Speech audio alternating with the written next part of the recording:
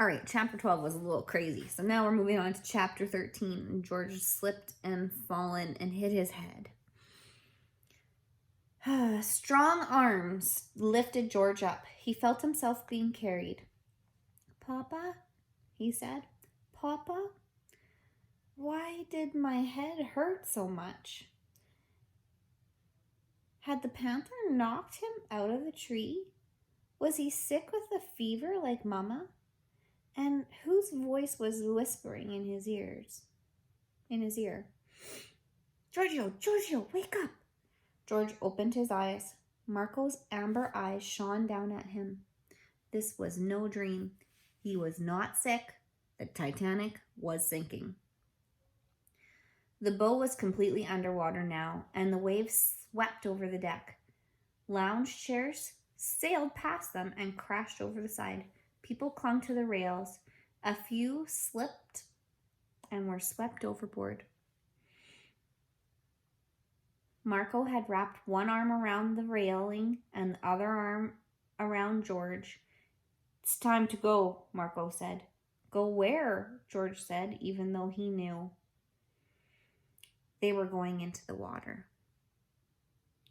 There was nowhere else for them to go. Marco held George's arm as they climbed over the railing. When we jump as far out as you can, Marco said, away from the ship. George filled his lungs with the icy air. Jump! Marco cried. George pushed with his feet and leapt off the boat. He closed his eyes, imagining that he had enormous wings and that would take him soaring into the sky.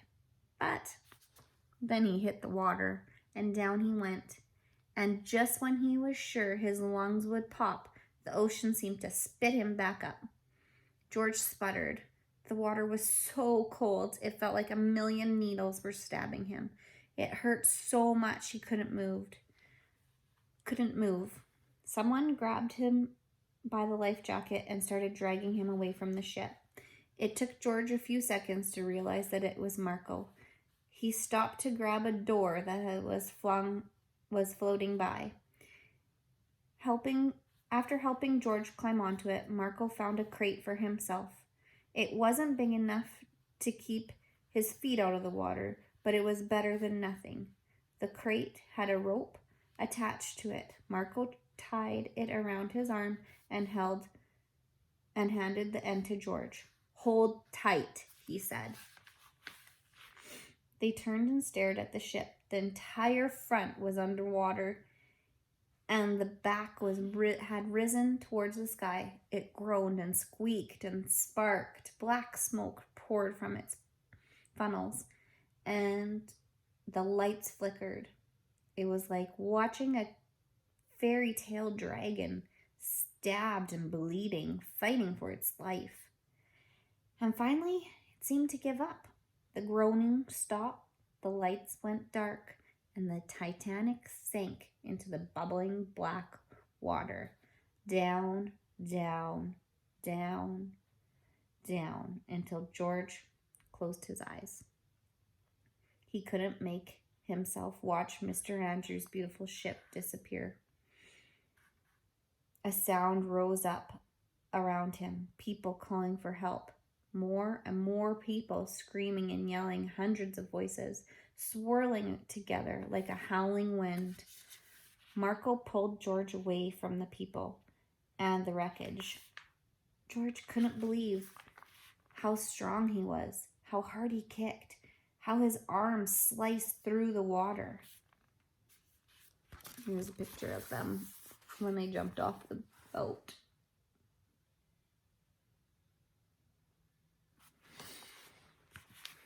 When he finally stopped, Marco was gasping for breath, exhaling cold clouds of white mist. He tightened the rope around his arm and patted George on the shoulder.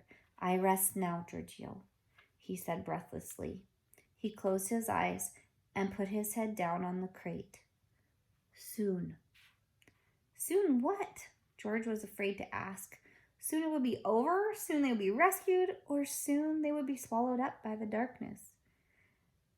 George heard men talking somewhere close by. He looked around, relieved that he wasn't all by himself, and to his shock, just ahead, he saw a lifeboat. "Marco," he said, "wake up!" But Marco didn't move. His arms hung off the sides of the crate. His feet dangled in the icy water. "Marco, we need to get to that boat." But Marco was still, and George realized that his friend had used every last ounce of strength. He'd gotten George off the sinking ship and across the icy waters. It was up to George now.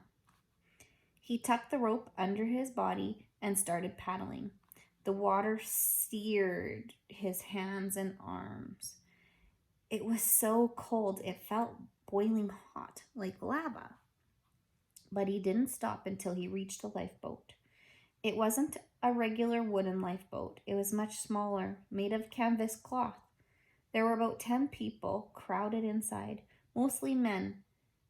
They all seemed dazed and frozen. Nobody spoke as George paddled up and grabbed a hold of the boat.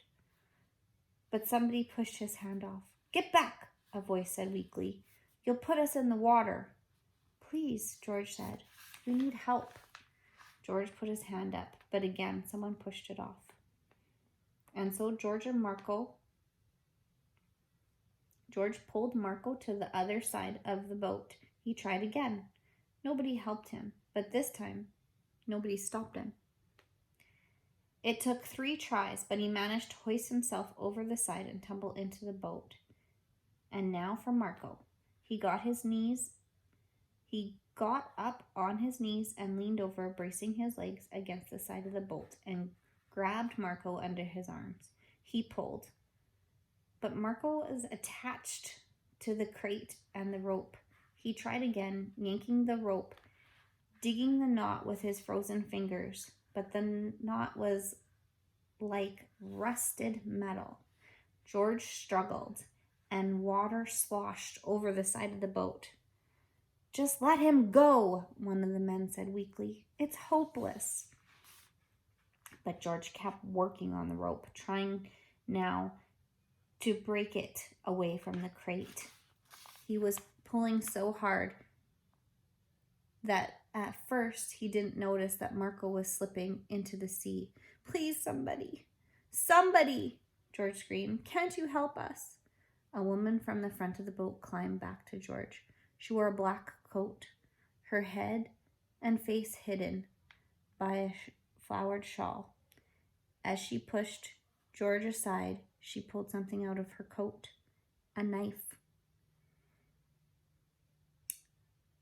With a clean cut, she sliced the rope and helped George pull Marco into the boat. Her hands looked surprisingly strong. George fell back, exhausted.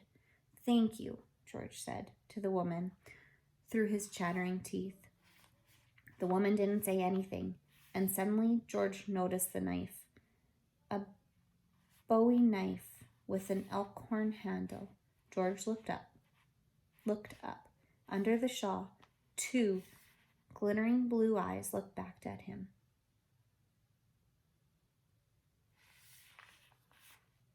The Scarface Man. He had saved Marco's life. Without a word, he handed George his knife. Then he looked away. "The Scarface Man saved him!" Dressed as a woman.